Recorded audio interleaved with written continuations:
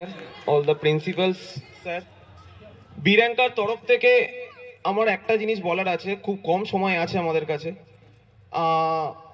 First আমরা আসছি টালিগঞ্জ থেকে, আমাদের মেন ব্রাঞ্চ হলো টালিগঞ্জ রবীন্দ্র সরোবর মেট্রো স্টেশনের পাশে।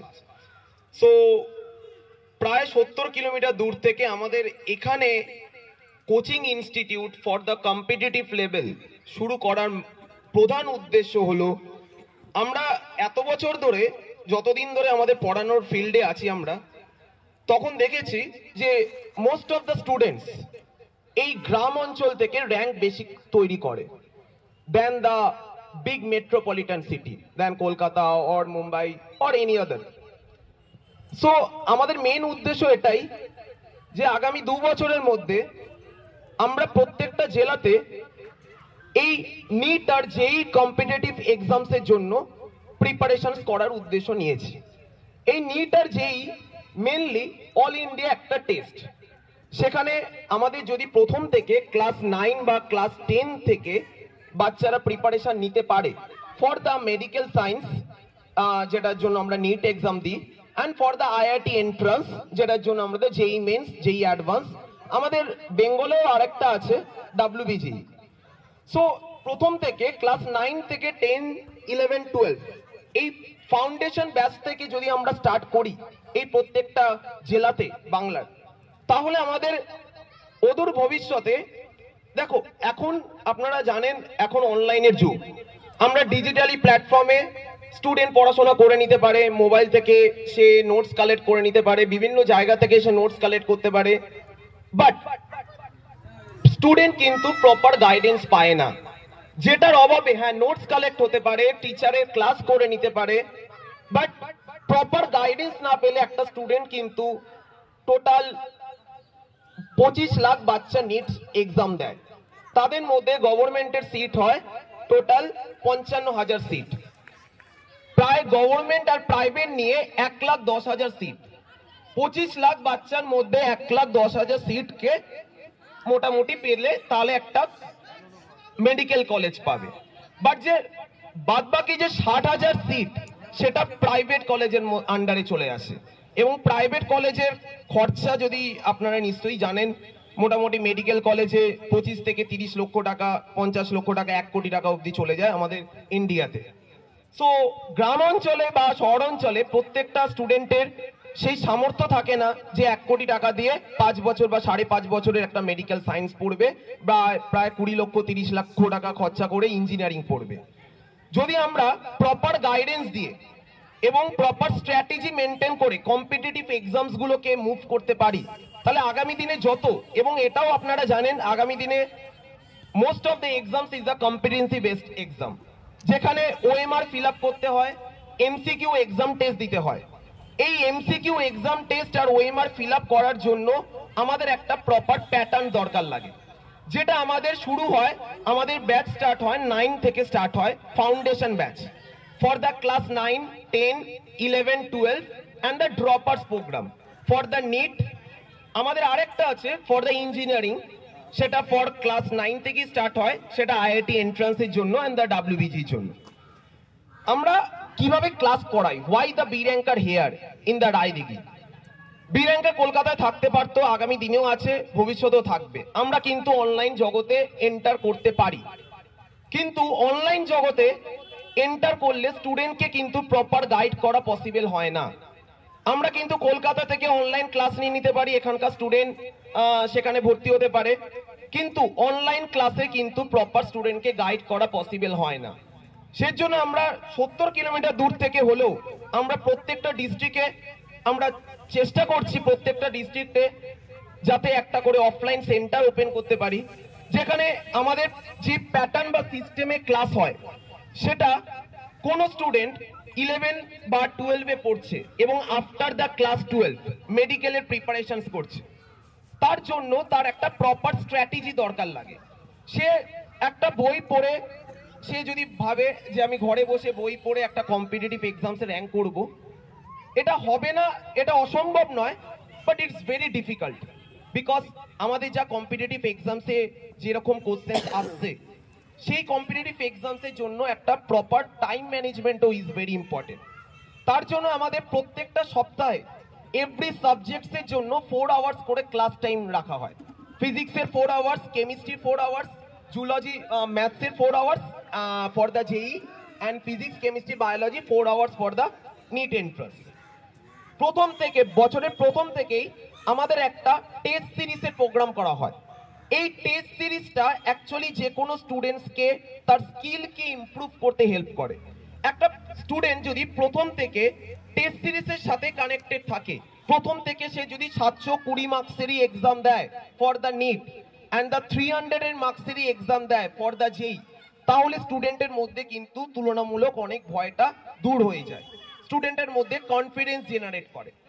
আমাদের প্রত্যেক সপ্তাহে একটা করে টেস্ট সিরিজ রাখা হয় for the NEET sections. For the JEE সেকশনসের জন্য আমাদের প্রত্যেক সপ্তাহে ক্লাসের সাথে সাথে টেস্ট সিরিজ হয়।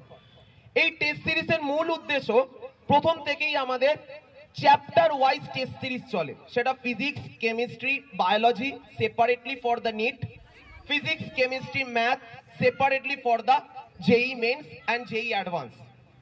এই টেস্ট সিরিজের প্রথমে থাকে আমাদের চ্যাপ্টার ওয়াইজ, প্রথম 3 মাস থাকে আমাদের চ্যাপ্টার ওয়াইজ। আফটার 3 মান্থস পর আমাদের স্টার্ট হয় unit test or part test. তারপর 8 মাস পর আমাদের স্টার্ট হয় ফুল মক টেস্ট। এটা ফুল মক টেস্টটা হয় অল ইন্ডিয়া টেস্ট, এবং এখানে আমাদের প্রচুর জায়গাকার বাচ্চা একসাথে মিলে এই এক্সামটা দেয়, বিভিন্ন ডেটে এক্সাম থাকে। এবং আমাদের মেন প্রতি বছর 11 ড্রপার ব্যাচের জন্য টোটাল আমরা 50টা টেস্টের অ্যারেঞ্জমেন্ট করি, 720 মার্কসে for the NEET and the 50টা test for the JEE also. So এই কম্পিটিটিভ বেসড এক্সামসের জন্য আমাদের যেটা প্রপার দরকার লাগে, একটা প্রপার গাইডেন্স, প্রপার মেন্টার্স। যেটা প্রপার মেন্টার না হলে একটা স্টুডেন্টকে গাইড করাই কম্পিটিটিভ লেভেলে ইটস ভেরি হিউজ ডিফিকাল্ট। এবং যদি আমরা প্রথম থেকে টেস্টের সাথে সাথে মুভ করি এবং ক্লাসগুলো সেরকমভাবে আমরা গো অন করি, তাহলে একটা সময় পর স্টুডেন্টের কিন্তু কনফিডেন্স লেভেলটা কিছুটা হলেও বাড়বে, যেটা একটা কম্পিটিটিভ এক্সামসের জন্য খুব দরকার। একটা স্টুডেন্ট বোর্ডসে 1 থেকে 10 র্যাঙ্ক করে, বাট সে কিন্তু কম্পিটিটিভ এক্সামসে 1 থেকে 10 র্যাঙ্ক করবে, এটার কিন্তু কোনো মানে হয় না। কারণ বোর্ডসের একটা প্যাটার্ন, কম্পিটিটিভ লেভেলের একটা প্যাটার্ন, এই দুটো প্যাটার্ন যদি একসাথে চালানো হয়, তাহলে আপনারা নিশ্চয়ই দেখেছেন আপনাদের ছেলে মেয়েদের পড়াশোনার ক্ষেত্রে যে কম্পিটিটিভ লেভেলের এক্সামস গুলো খুব কম টাইমে অনেক মার্কসের এক্সামস হয়।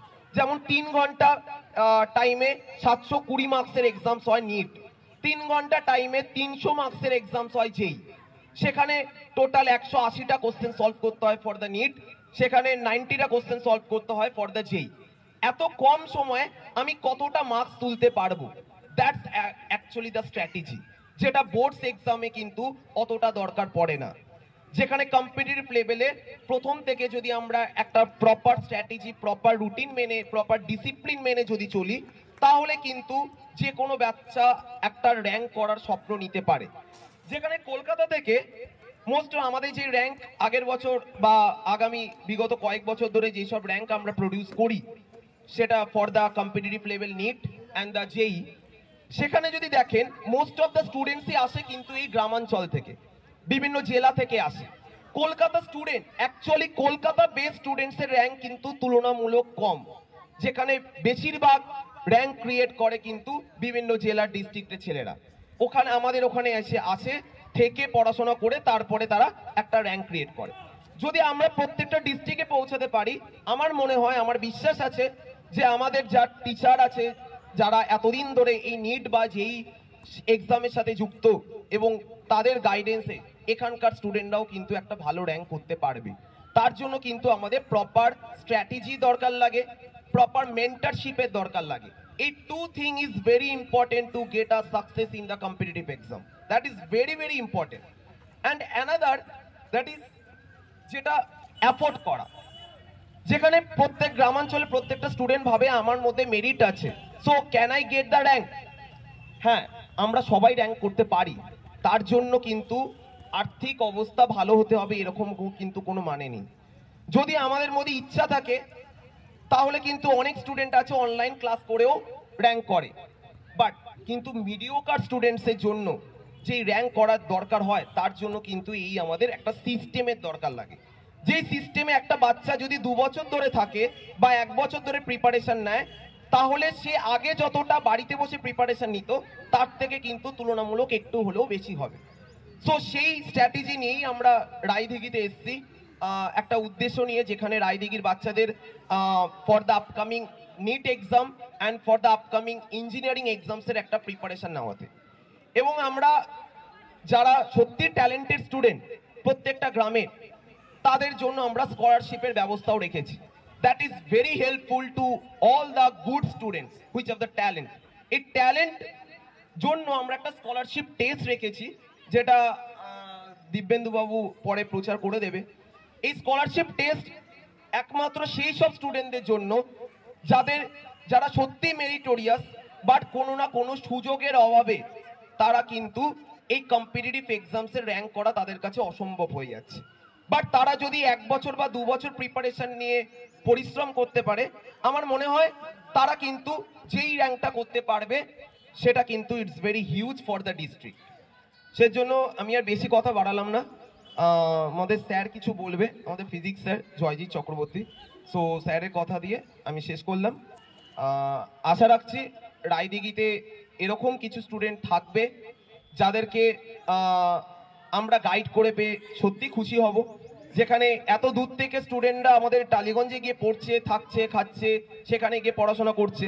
বাট আমরা যদি তাদের লোকেশনে তাদের সাথে থেকে একটা প্রপার স্ট্র্যাটেজি মেনটেন করে আমরা পুরো ইয়ারটাকে চালাতে পারি, তাহলে আমার মনে হয় প্রত্যেকটা ডিস্ট্রিক্ট থেকে কিন্তু বাংলার প্রত্যেকটা ডিস্ট্রিক্ট থেকে একটা গুড রেজাল্ট এক্সপেক্ট করতে পারি।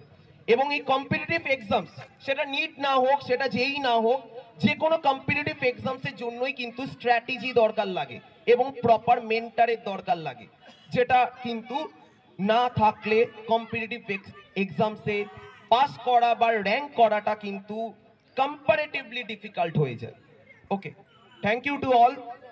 স্যার কিছু বলবে, আমাদের ফিজিক্স ফ্যাকাল্টি জয়জিৎ চক্রবর্তী।